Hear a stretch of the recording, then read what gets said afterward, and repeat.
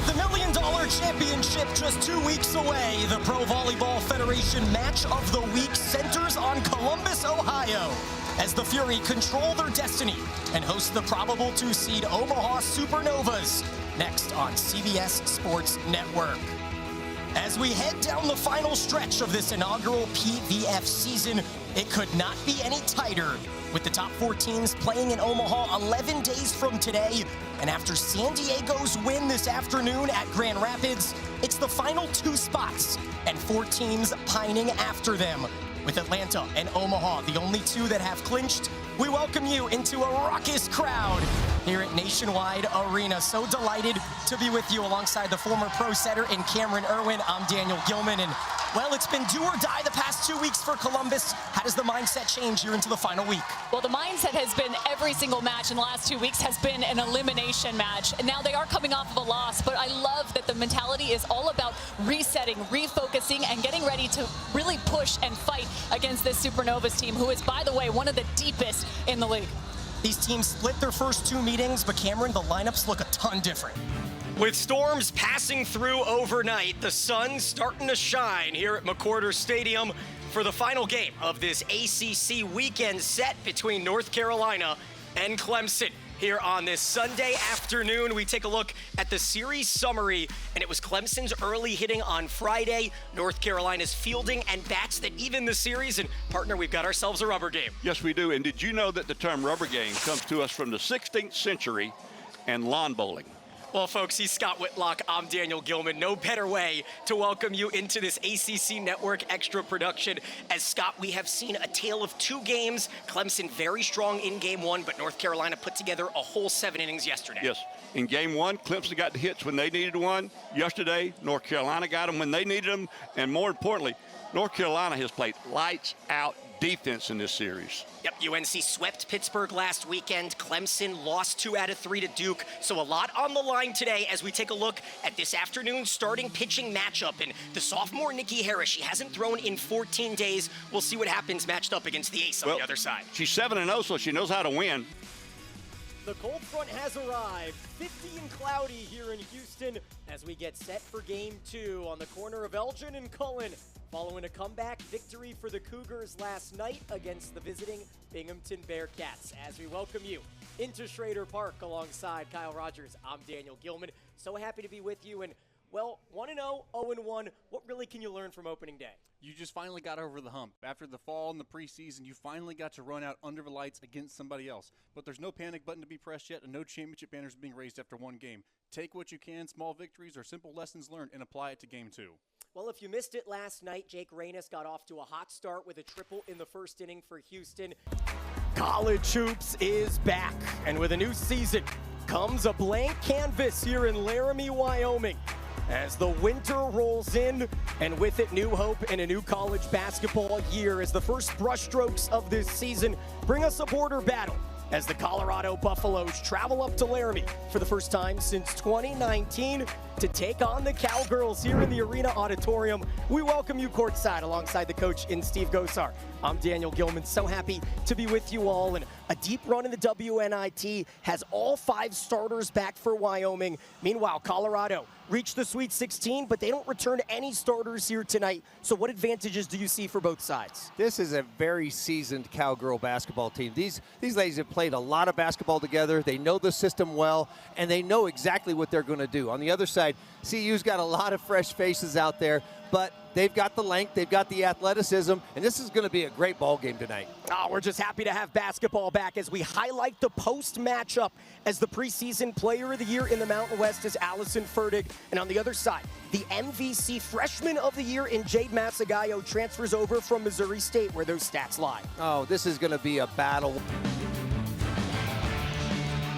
A Friday matinee here on the ACC Network Extra as Little John Coliseum hosts its first tri-meet as the Clemson Tigers, sitting at 30th in the nation, play host to Texas Women's University and New Hampshire As we welcome you inside Little John alongside the former Georgia Bulldog and Sydney Sneed, I'm Daniel Gillman. So happy to be with you. And, well, Sydney, Clemson has one thing in mind. They are trying to get into that night session of the ACC Championships in just under a month. What are they going to have to do to jump up the 2/10 to get into that 4th spot starting here tonight?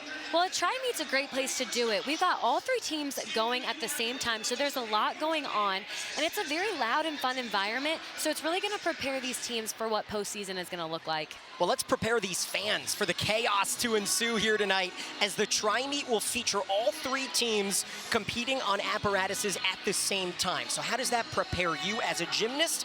And so Cal Poly hoping to get into field goal range, or maybe more. Fletcher in the backfield. He's open in the swing. Instead, it's right through the middle and caught. A laser beam to Cuevas. His 10th catch of the ball game.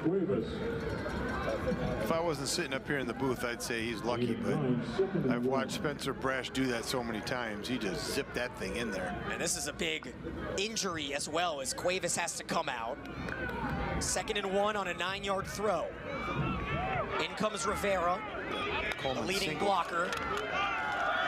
It's a handoff to Fletcher, who goes right in the mouth of the beast, but carries his way across the 50 as Finau makes a tackle, and a 1st down for the Mustangs with 2:17 left on the clock.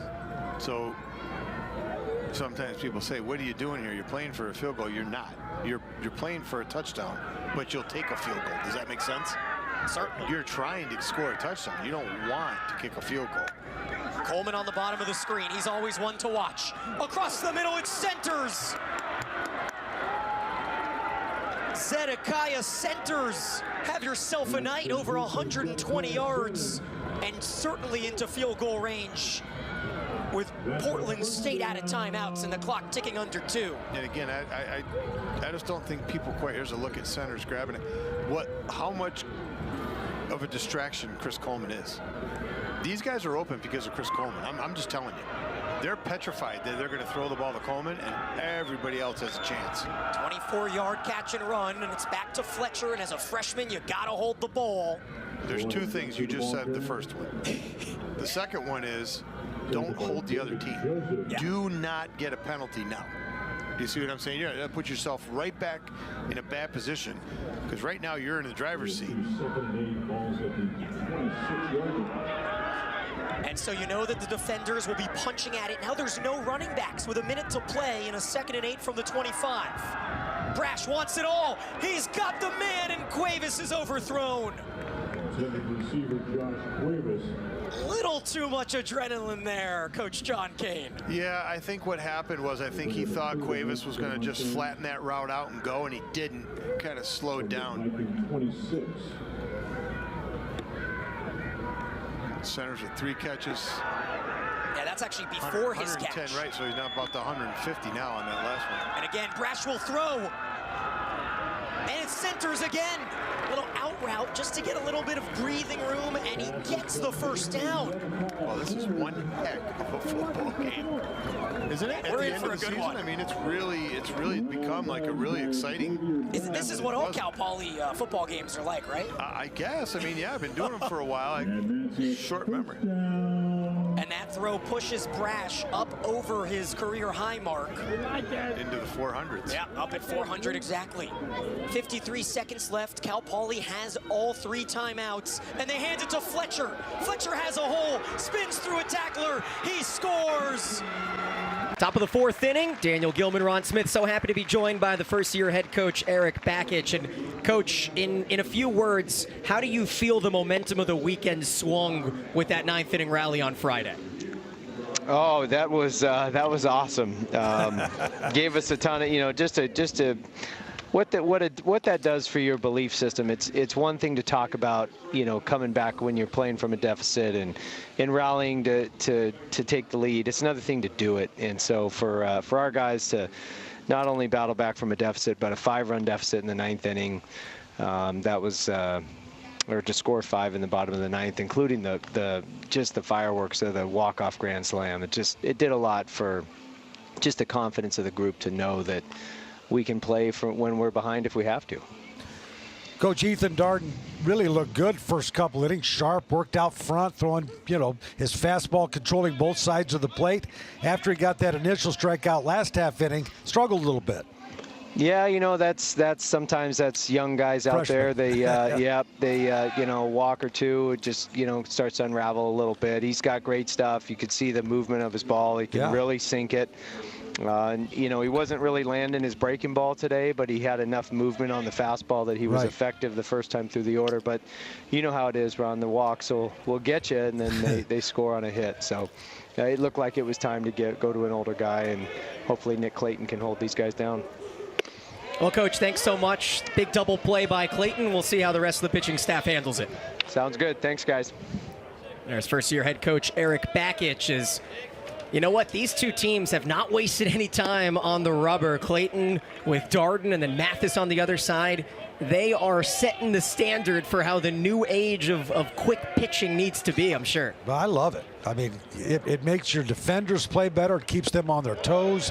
Work quickly, throw strikes, put the ball in play. Your defense is going to play better. It's a better game.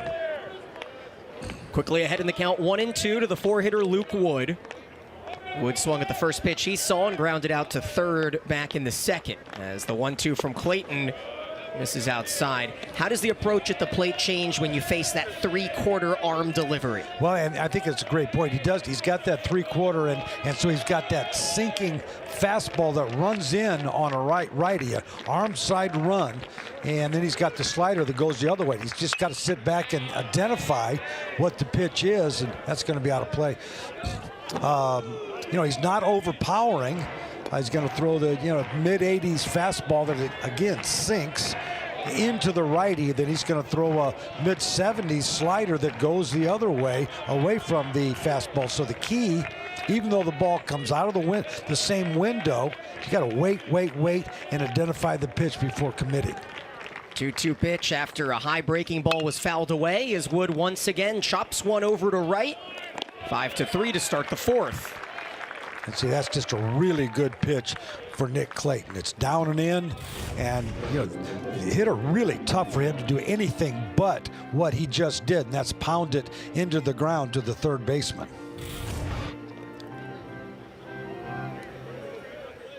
Clemson happy to have Blake Wood back in the lineup, Black in the field as well as JT Marr.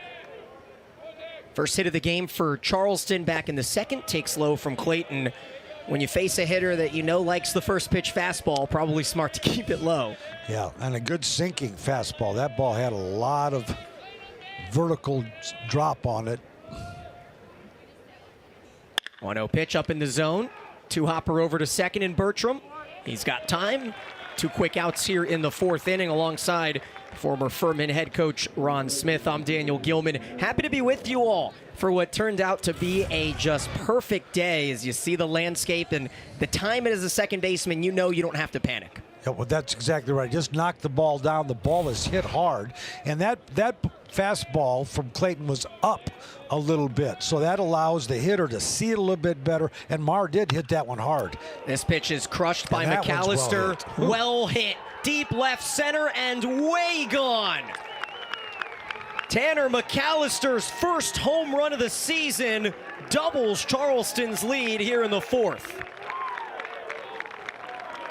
That looked like a slider that just kind of hung over the inner third part of the plate, and we talked about the way the ball is carrying today. I think the park is going to play pretty small, but really good job by McAllister of getting his hands inside the ball so that he could get the fat of the bat on the ball and drive it to left center field. The fifth-year Cougar, who had 3 home runs last season, was a last-second addition into the starting lineup, and Coach Holbrook certainly feeling good about that as Tyler Sorrentino takes low. A 2-out solo jack as Sorrentino nicks it off the glove of Clayton into center for a 2-out hit as well. Well, again, that's a pitch that's up in the strike zone. And when you're a sinker pitcher, when you're a sinker ball pitcher, you just can't. You've got to work from the belt down at least. If you get above the belt, you're going to get hit hard. You can see that's about belt high.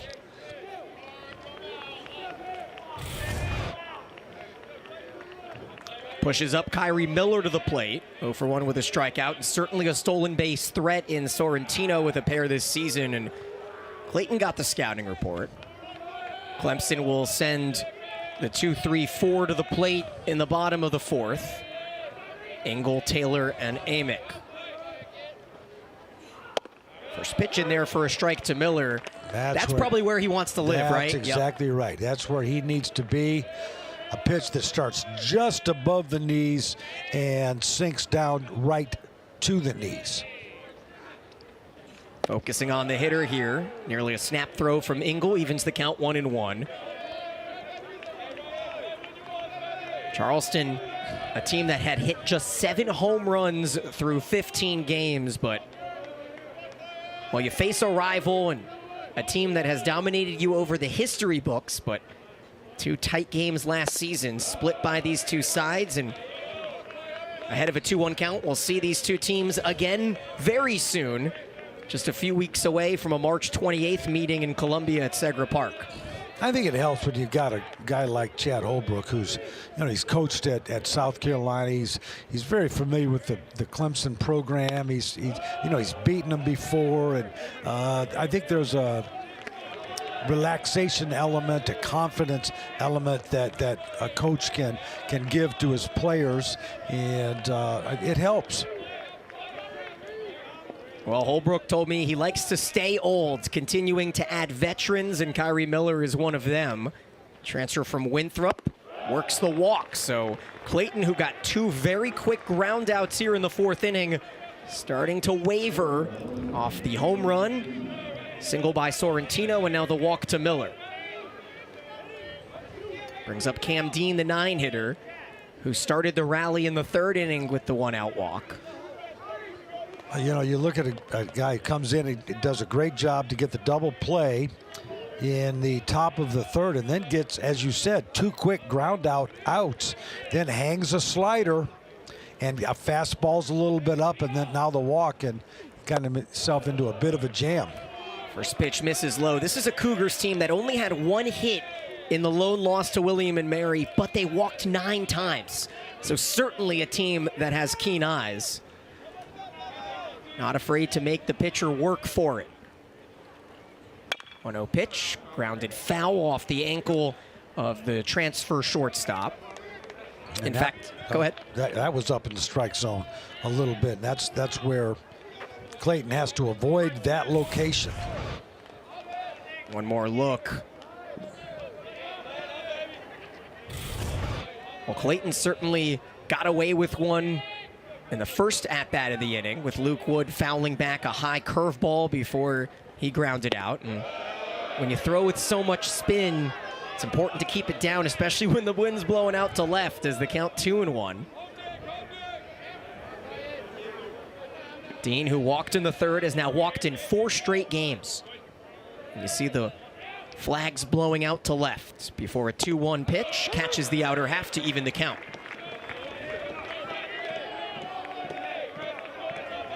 Now you see the Clemson infield playing pretty deep, as they should. Got to knock the ball down with 2 outs, keep that ball in the infield. 2-2 pitch. Lined out to center. Playable for Canarella, who strands a pair and ends the inning, but not before McAllister doubles the lead with a solo shot. 1 set apiece here in Columbus, Ohio, as Coach Kuhn pretty content with how that 2nd set finished. It was Stephanie Stamety who started and finished the set with a bang. And it's impressive what she's been able to put together in this 2nd set. She was a little bit quiet in set 1, but I believe she came away with about 4 kills, including 3 in the front row, 1 in the back row, and you can see where she can do the damage. I really like that set being pushed out to the antenna. There's the final ace from Samity from the service line, but that is one of the biggest difference makers from set 1 to set 2 for the Supernovas. Meanwhile, the dig numbers are just outrageous. 53 digs in 2 sets for Omaha.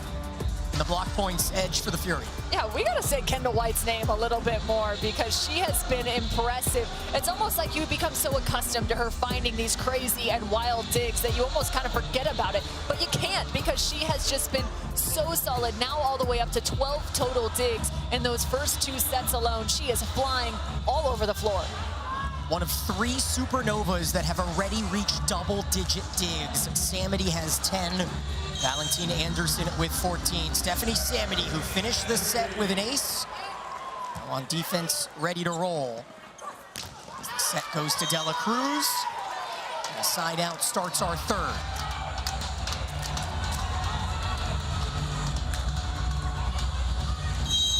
We mentioned it earlier, but if you're just joining us, San Diego defeated Grand Rapids. The 2 of them now have 10 wins in the 3 and 4 spot. Columbus with 8 wins. Truly needs one here today, but the block shows up for Samity and Dixon in a 2-0 lead. That is an adjustment from Samity and Dixon. I've said it a few times, as Reagan Cooper kind of likes to take this inside approach and attack from that logo, especially out of side out. Love the adjustment on the block of the Supernovas to stay inside. Perfect tip by Kip. Tough when you got somebody that can have not only great power from a high contact point like Kendall Kip, you always think, okay, I gotta watch out. I'm gonna sit back, get ready to kind of fly around, but next thing you know, she'll also add the finesse into her game. Catches you while you're on your heels. 7 kills on 23 swings for Kim. It is a busy day in the volleyball world. UCLA won the NCAA Men's Volleyball Championship in a 4-set win at Long Beach earlier.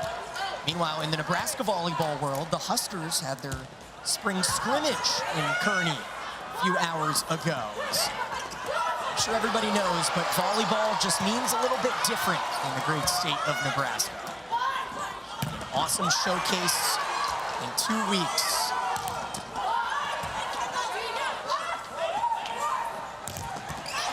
Look at the coverage. White continues to deny the block. But the block perseveres. Horde and Kip on a 4th try. An absolute wall was just built in Columbus. Unreal blocking, one after another after another. It is a daunting task when you get blocked, and I would say the Supernovas are doing a nice job on their coverage play, but man, it can be mentally just daunting when you see that block after block after block. That could be a momentum shift right here for Columbus.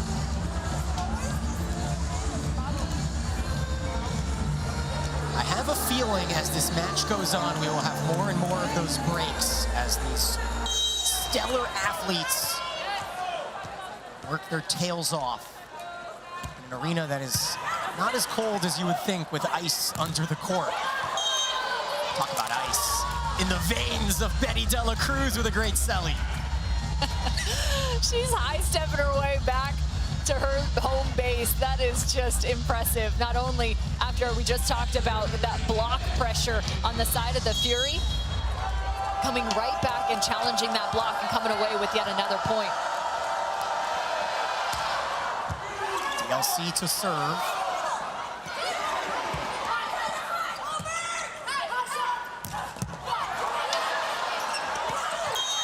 That is tipped on the line by Dixon. Nunneviller had a wild whack. It was Doug, but a heads-up play in the middle. I don't know what's up with these outsides, finding some of these angles back cross court, but it is just so impressive. Great footwork as she launches heavily into the interior of the court and still finds that really nice swing. Cooper tries the sharp cross, and it will not stay alive. You better be ready as the off blocker. That means the blocker that is pulling off the net that is not a part of the blocking scheme. So for that instance, it's Brooke Nunneviller, and right now it's Reagan Cooper on the opposite side when the outsides are attacking. That was as aesthetically pleasing as a ramp up to the serve as you get, with Kip spinning the ball on her hand. And now a clean termination by Reagan Cooper. 15 points to lead all scorers. She is no doubt a diamond in her first season with the PVF. So fun to see just her ability to find different swings, different attacks. coming away with an ace right now as well are the Columbus Fury. That is the first ace of the night for Columbus. Serve pressure, always an X factor. Volleyball game is Kip ready again.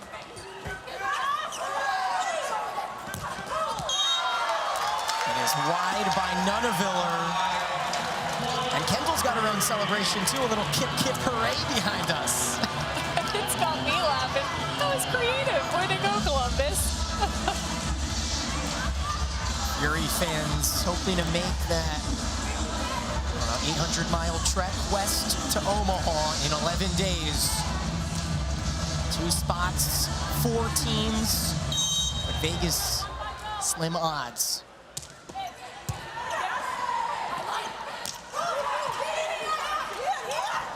A forced dump, and Stringer has a second kill. That's the second time we've seen Stringer go up, recognizing the ball that's coming her direction and getting aggressive.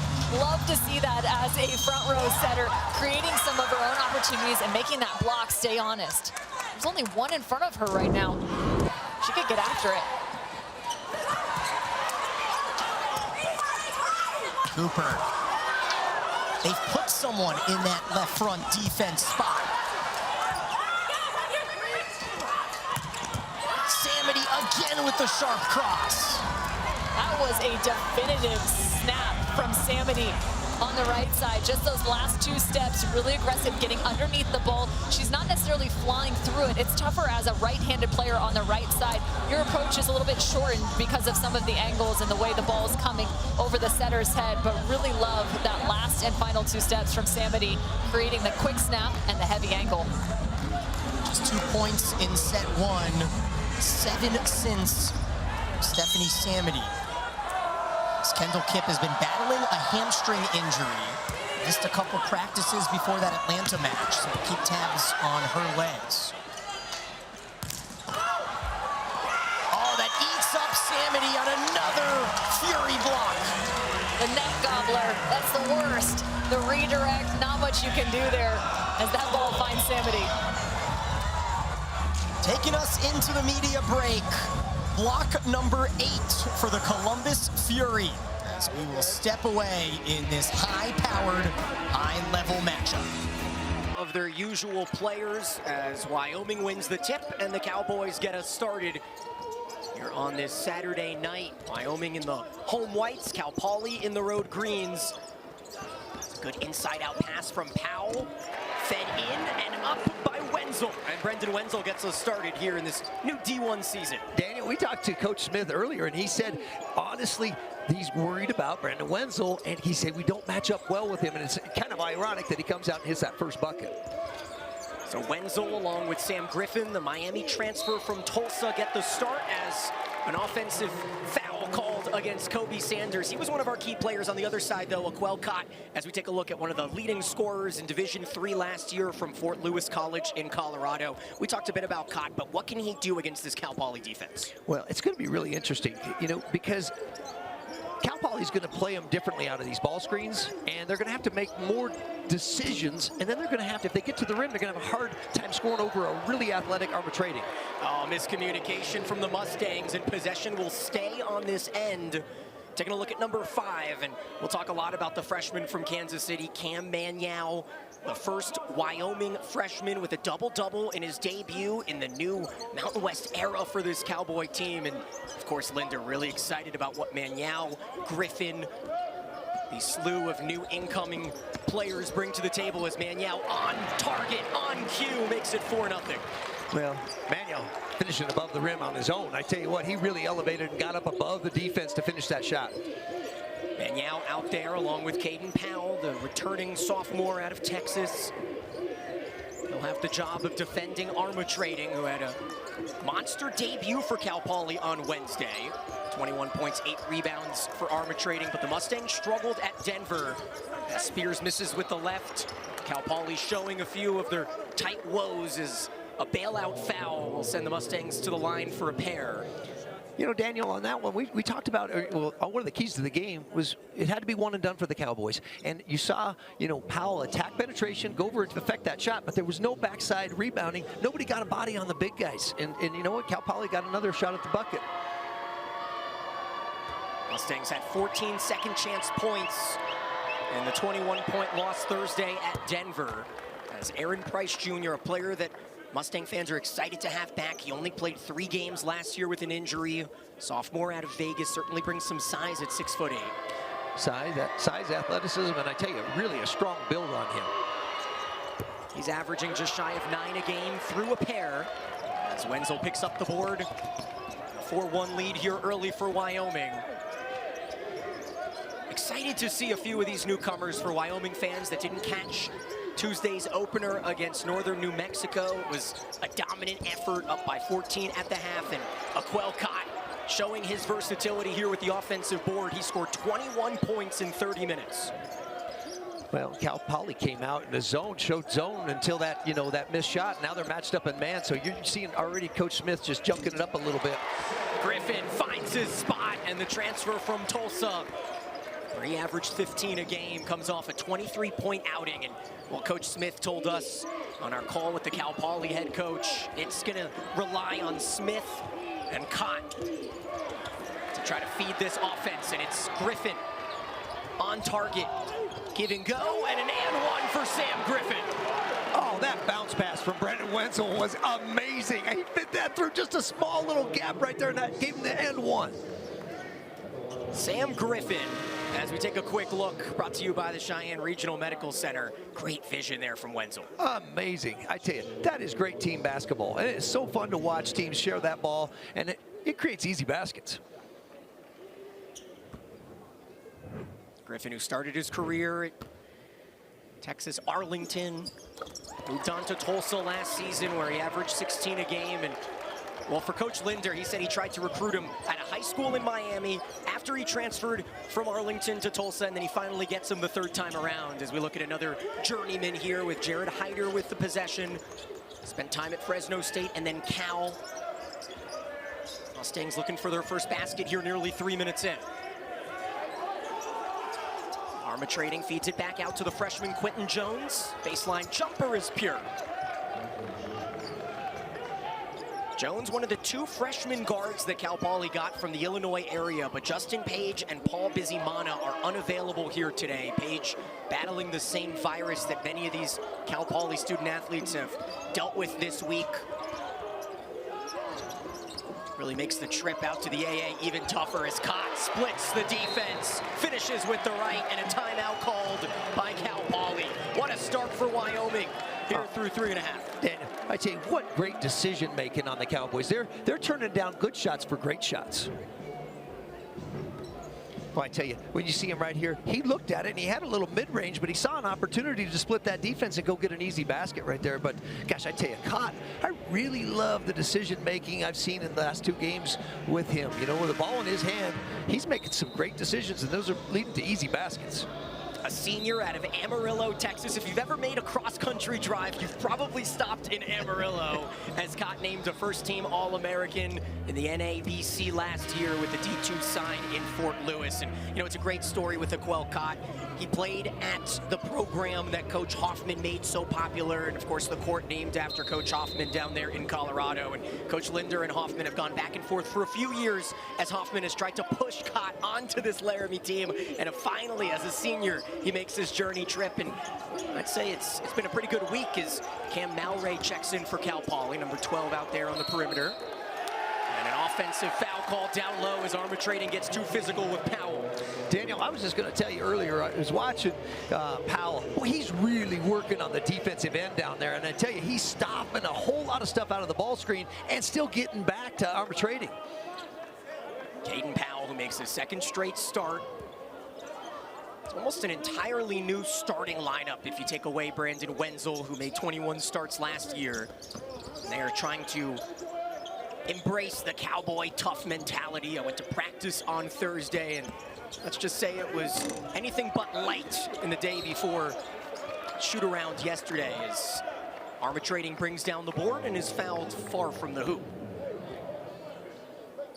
And so Joel, Armatrading, we talk a lot about the Wyoming transfers, but Armatrading had a really successful season at the #1 JUCO team in the nation, of course, CSI, where he won a championship over a decade ago. And for the junior out of London, England, to try to embrace himself in the JUCO league, it's got to have a little bit of an impact on his move into D1.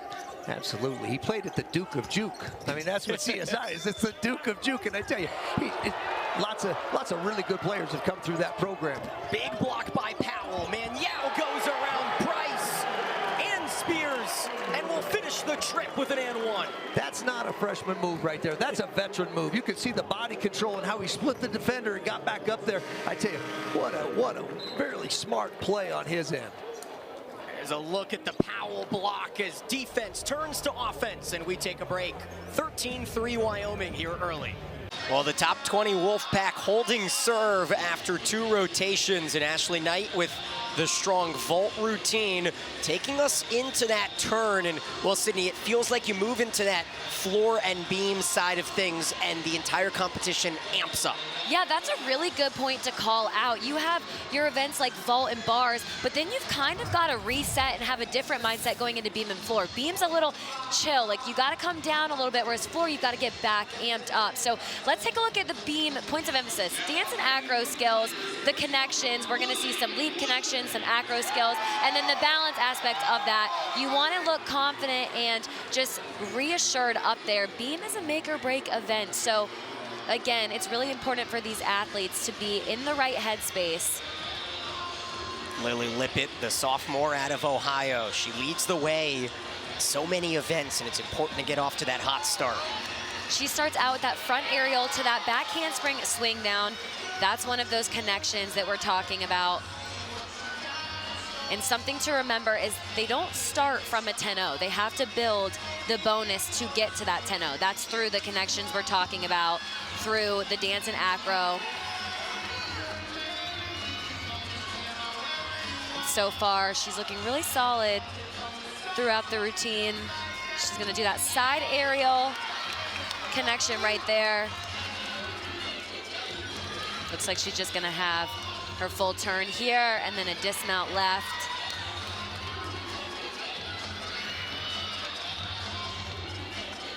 ACC newcomer of the year last season. She does a really difficult front full. Looked like she had a mishap on that landing, but did a great job covering it up. Again, that is a front landing, which means it's blind, so a little bit more difficult. And we swing over to floor, where NC State ranks 17th. This is their best apparatus. Really important to be able to emphasize on your best events. Know your strengths, and then also your weaknesses. How can you improve and get that 1/10 better? We hear Coach Landris talk about that 1% better each day in each competition. It's the junior from Chapel Hill to kick things off in Adler.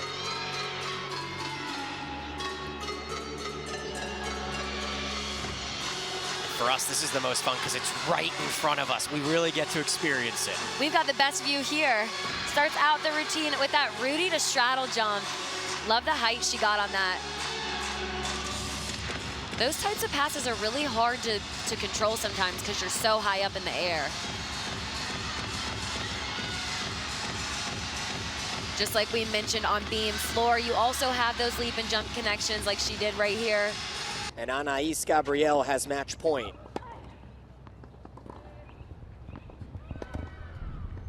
Both Gabriel and Darley now with match points on courts 2 and 3 for Stetson. And in a matter of moments, Tokic also with match point. We could be tied 2-2.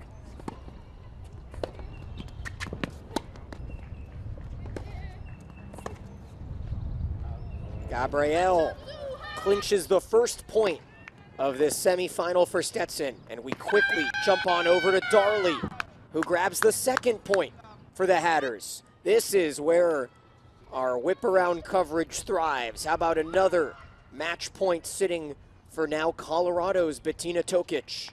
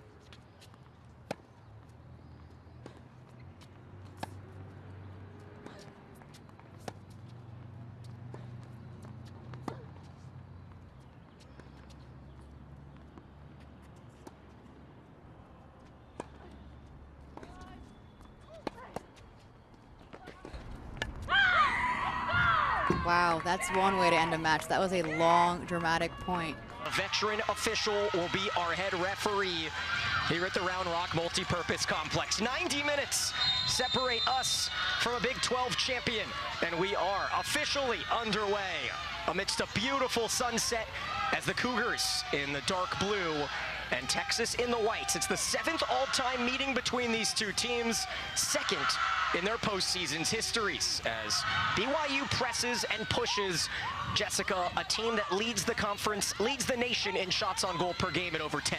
Yeah, that does start with your press. I agree, and that's Foligno who organizes that press according to Coach Rockwood, but you'll see every player on the pitch for BYU just all over the opponent, trying to get turnovers. It makes it hard to get out of your defensive end when they're just pressing so high and they're so organized in their press as well. It's a bit of a unique situation as neither of these teams have played here on this field. We had the first round in Round Rock on the turf field because of weather a week ago today, but neither team had to play in the 7, 8, 9, or 10 section of the seedings. And then Texas hosted the quarterfinals and semifinals in Austin. So here we sit in a unique environment and a true neutral site with BYU fans really representing. And Coach Rockwood said that BYU fans come out no matter where they go across the country. It's kind of a unique situation for her team because they often feel like they have that home team support no matter where they play. So that's important for them when they're on the road, and it's pretty much going to be a lot of on the road play deep into the postseason.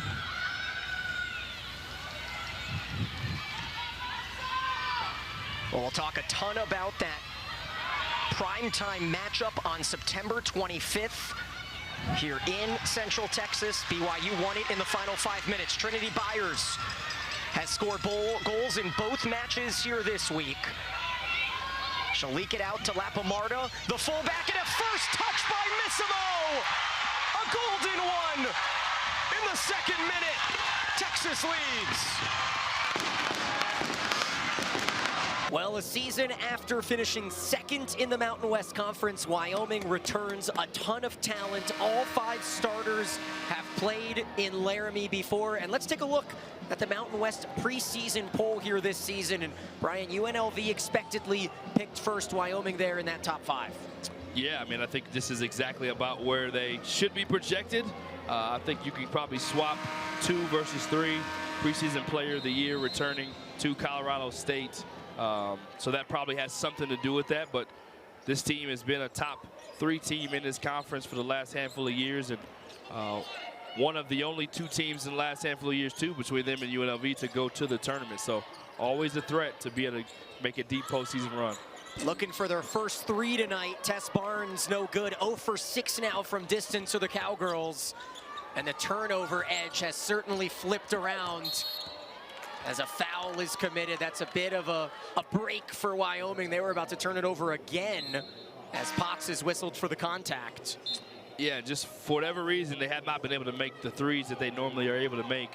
Normally a good 3-point shooting team. Coach Ezel's talked about that being one of the keys for them, and that is one of the keys in this game. And when you look at the score just being 7 points difference, the 2 threes that Nebraska has made and the no threes have been made yet by Wyoming is really kind of the difference in the game. Huskers have scored all 7 points this quarter. On the feed inside to Barnes. The Australian rejected down low by the freshman Petrie. One Aussie denies the other. Yeah, a little surprising. Tess Barnes probably thought it was going out of bounds. Didn't grab that loose ball. Wishes she could have that one back. How about the hustle by Markowski? She earns the jump ball, and possession will stay with Nebraska as Logan Nisley and Maddie Simons, a pair of freshmen, come off the bench. November's always the time to really see what some of these newcomers are worth, right? Yeah, and I think everything is just trying to get an identity as a team. I think both coaches have talked about that. You've done it in practice, you've done it in some scrimmages, but haven't done it with the lights on with this team and these new roles. And yet again, this young lady White is really out here making her presence felt. Maybe the smallest player on the floor, but she is playing big in Laramie. And on our call with Coach Williams, she just kept going back to how spunky and hard to contain Darian White is, and she's showing it off here. Oli Leinen no good, and Wyoming cannot find the bottom of this net here. Still scoreless through 2.5 minutes this quarter. Yeah, they've kind of gotten a little bit away from their early game plan, which was to get the ball in the paint with post-ups, with drives. They have taken much higher degree of difficult shots. And speaking of high degree of difficulty, Shelley with the nice floater. You can see why she was first team All Big Ten. Averaged 14.5 last season as the lead has ballooned to 11. The hosts desperate for a bucket. That's Ustowska down low, and even Furtick unable to contribute, and she's whistled for the foul. That's one of those frustration fouls. She had the smallest player on the court. We've been talking about White. She fronted that one, and then she missed the layup, and here's the floater there by Shelley. Soft touch. Those are hard shots. Takes a high level of skill to be able to make that look so easy. Nearly 4 minutes without a bucket for the Cowgirls. Let's see if they run with some transition here from Peterson. Nebraska able to settle in on defense. Working it down to the freshman in Simons. Just need to get one easy look to kind of settle themselves back in. Have not been able to execute this quarter and been scoreless. Ustowska with 5 to shoot. Simons needs to put one up. In and out. Huskers moving the other way with speed here with just over 6 to play in the first half. Shelley down low. Finishing with Petrie. Just a huge height advantage there with Simons fronting the post as she should, but did not have backside help, and great pass and execution, and Nebraska starting to pull away. Peterson off the iron, and that's a sound that these Cowgirl fans have heard all game long now. 0 for 8 from 3. This is where a little bit of the Tommy Olsen and the backcourt from last year, that all-conference backcourt, is missed, because it's moments like this that Coach talked about. Don't quite have the same player leadership from experience on the floor with your best 2 guards and all-conference players and champions not here anymore. So this is one of those lulls where they would normally help you get calm, and everyone's kind of looking around trying to see who's going to be that calming influence. Yeah, it was Barnes on Monday who had 7 assists, but she's on the bench right now as Peterson can't get the runner to go, and it's over 6.5 minutes without a field goal for Wyoming. Whatever jitters we saw from the Huskers to start the first quarter has long gone now as Nebraska looks in full control. Yeah, they've settled in and doing a great job, and I give them credit to their defense and credit to their point guard, who's really, again, established exactly what they're trying to do. But there you see the scrappy Cowgirl toughness with a deflection. I think they need to play a little bit more in transition. The half court has not been great for them to this point in this quarter. And again, want to try to get just one easy basket, just to kind of, or a foul, just to kind of get yourself settled back in. Here they go to their go-to player. Yeah, if someone's going to get it going, it's Furtick. She's hounded down low, but no call. And as you mentioned it, Brian, Wyoming without a real play caller on the court right now. Hoping to push things. Ustowska. Peterson, open 3, needing it and getting it. The sophomore from Denmark finally hits the first bucket of this quarter. Yeah, love the confidence from Peterson to take that 3 in transition after things have kind of been low. It happened from, again, that transition. Playing a little bit faster may be in the benefit of the Cowgirls. It helped them early in the first quarter. Playing a little bit without a point guard makes it hard to play in the half court.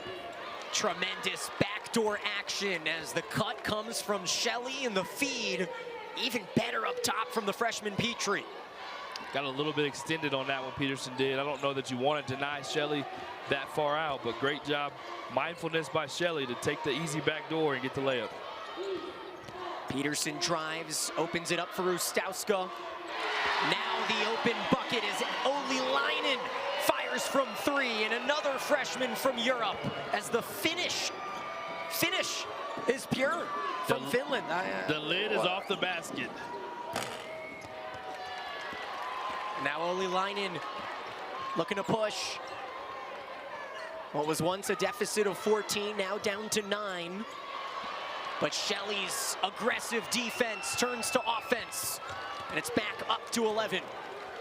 That was a nifty finish. I don't know if she did that on purpose, but she's kind of glad that it went in. Great job playing the passing lanes. You see a lot of subs. There's been a lot of ball played in this last flow with no free throws, no dead balls.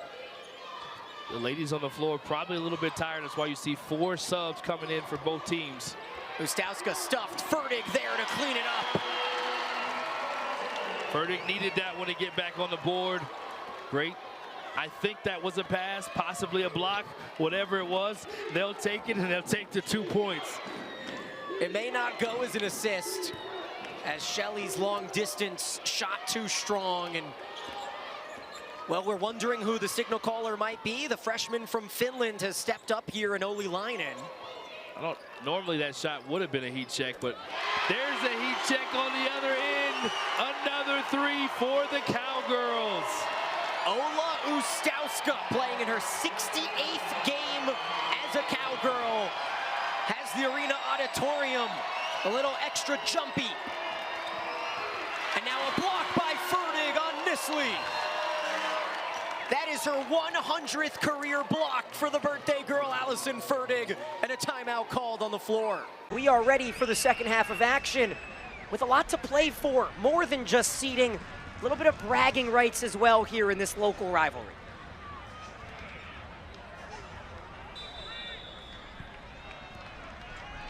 So we saw Orange County strike early to try to score. In 20 seconds they did. So we'll see what San Diego does out of the restart here at half. And a chance already for the midfield to show. That was one of your keys, Anna, before this match started. Whether possession for San Diego would outweigh the midfield experience for Orange County. What have you seen?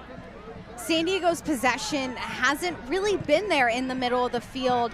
Orange County is down a number centrally, but Powers and Partita have had an opportunity to get the ball into the attack. They're getting the ball out of the field quickly, and it's putting San Diego's defense on their heels as soon as they get out the ball out of the field centrally. Of course, that goal by Orange County brought to you by Hogue. Final match here on this Saturday night. It's been a wild night around the USL Championship. Just 2 weekends to go, and of course everything wraps up on October 15th, and then the postseason begins on the 22nd. And both of these sides know how tough it is to get out of that first round. San Diego looking for a second round appearance for the first time. Orange County, unfortunately, well, they'll be golfing in a few weeks, but lots of momentum can be garnered here in the final stretch of the season with a road trip to Texas for the final 2 matches. One thing we haven't seen is sloppiness. Neither team has really turned the ball over in an attacking area, in a head-scratching move. A lot of midfield sloppiness, but nothing on either side. Defensively, when it comes to possession, both the defensive lines have been really solid just to get the ball out of their own back half. In transition, though, both teams have to be aware because it is a highly transitional game. We're seeing both goalkeepers having to be active, coming off of their lines, receiving balls, so the center backs have to be consistently communicating with one another in this match because we've seen both sides try to be direct to their forwards. And I love matches like this. Constant action, non-stop flow, maybe a little bit of the blood boiling, but at the end of the day, when you're separated by less than 100 miles, there's gonna be a little bit of that older brother, younger brother kind of trash talking, of course. And coming into this match, San Diego has won 4 of the 9 matchups with a pair of draws, so they hold a bit of an edge, having won both matches this season as well. Interesting to see, though, if some of those quote-unquote fullbacks for this fluid San Diego loyal team get involved more. We didn't talk too much about Elijah Martin. He's someone that has been so involved this season for Coach Donovan. Martin and Conway with 9 goals this season. Orange County hasn't let San Diego build through their wide areas and not allowed their fullbacks to be in the attack much. Oh, here's a beautiful touch, right on cue. Conway stuffed. A gorgeous slide tackle and some trash talk afterwards by Brent Richards. Conway having to slide centrally a little bit more to find that opportunity on frame. And watch as the center back gets down at the right time. He deflects the ball. He's not there at the right before that moment, but he gets back, tracks back, and makes this not have to be an opportunity for his goalkeeper to make a save. Oh, that's a top-class slide tackle by Richards. The Washington native is now a corner kick.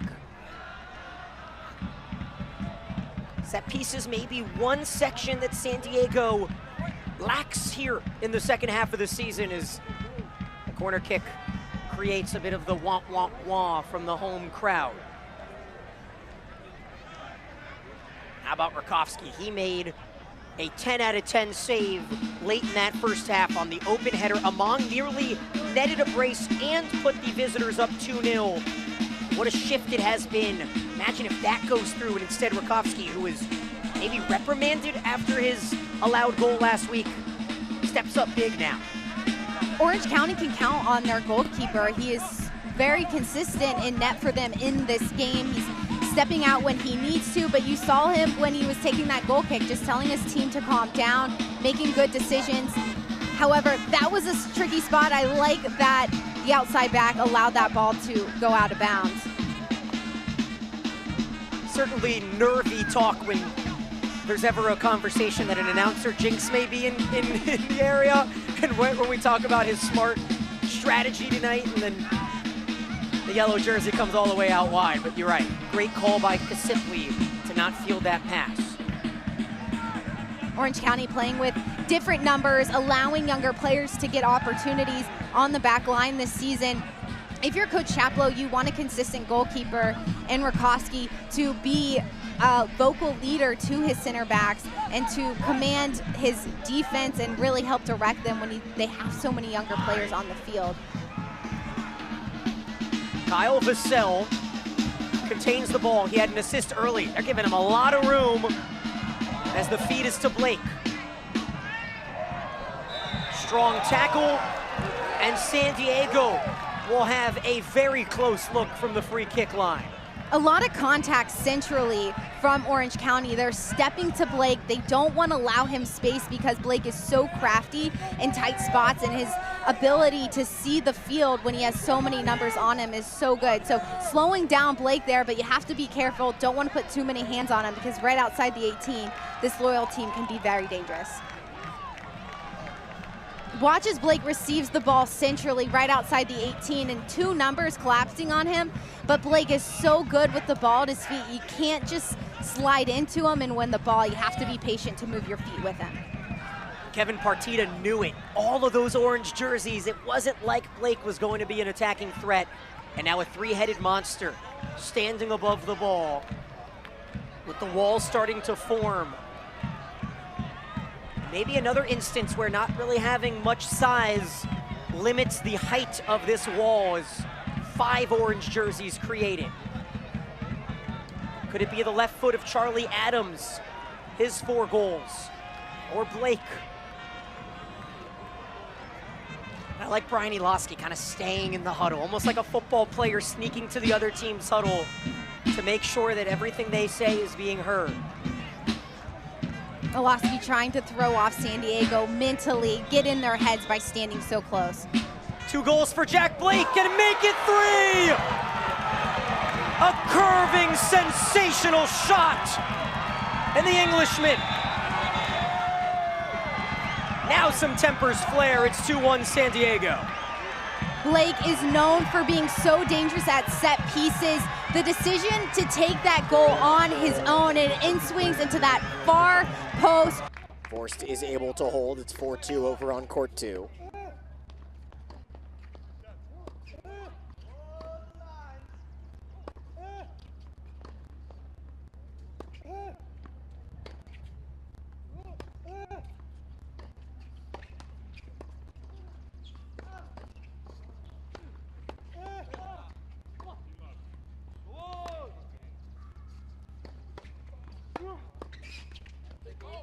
Oh, a world-class rally and a dejected Charlie Miller as Beau Pelletier is able to work his way to deuce.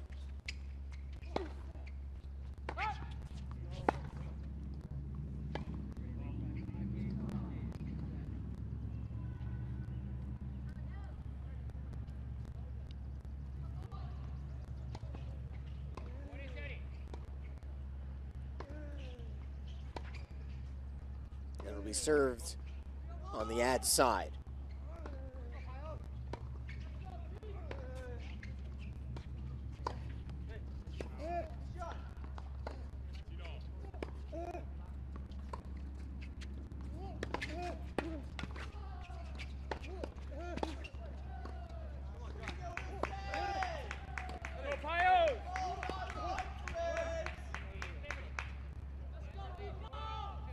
This is called just out, and Beau Pelletier survives to break, or excuse me, to hold off the break of Charlie Miller here on 4. Meanwhile, Josh Wilson holds on 1.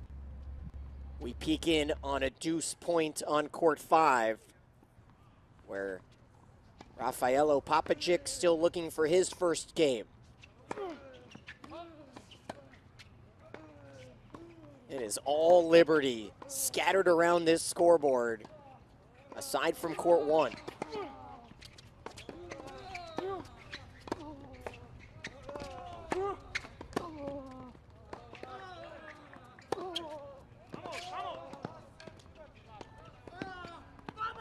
Oh, a nice backhand from Papagic. It was sitting up for him. He couldn't miss it, and he didn't miss it. While Luis Miguel takes the first set at love over on court 6. Relia Essick, who is in his first collegiate competition, certainly looking every bit the newcomer.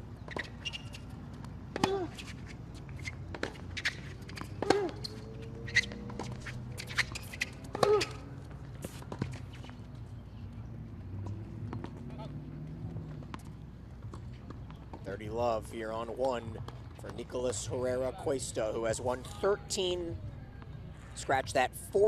straight singles matches after his straight set victory yesterday. A 20-4 singles mark. This has been a dominant season for Denver.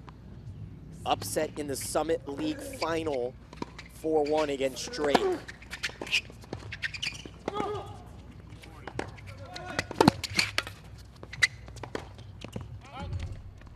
Is just out 40 love. So let's jump on over to a break chance on 2 for Christian Vorst, who has a pair of break points.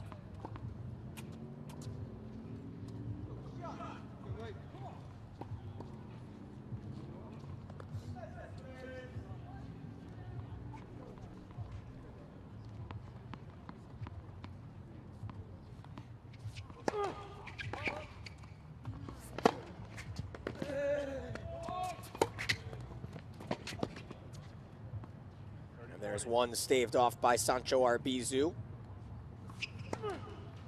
Coach Drew Eberle compared him to Bautista Agut in his unorthodox style and, of course, Spanish heritage.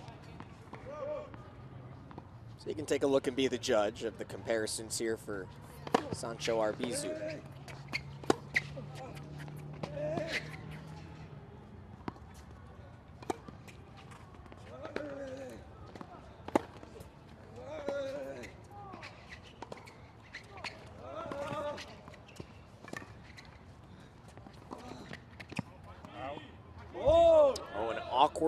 Slice forehand pushes it to deuce as Deji Thomas-Smith has also finished off his first set with ease over Peter Salai. So a pair of set leads for Liberty, who did take the doubles point. So Liberty just needs 3 of these singles matches to go their way.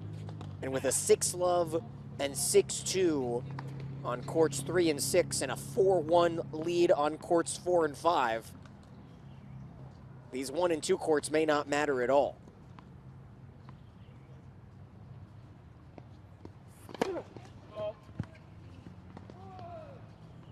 Second serve coming here on deuce.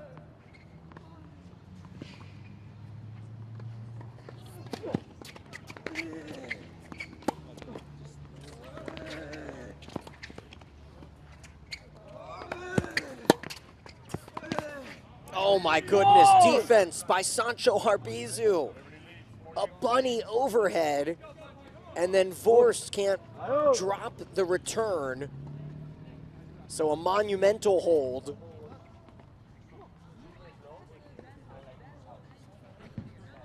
But we'll take you over to court 4. And as we mentioned, 4 and 5 may be extremely important for Denver's chances if Liberty is able to cruise on 3 and 6.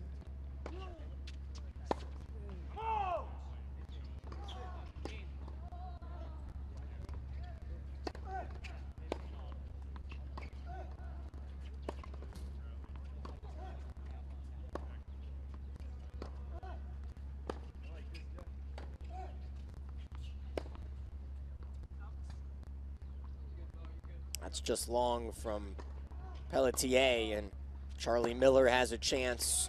He squandered it his last service game, leading 40-30, wound up dropping the next 2 points.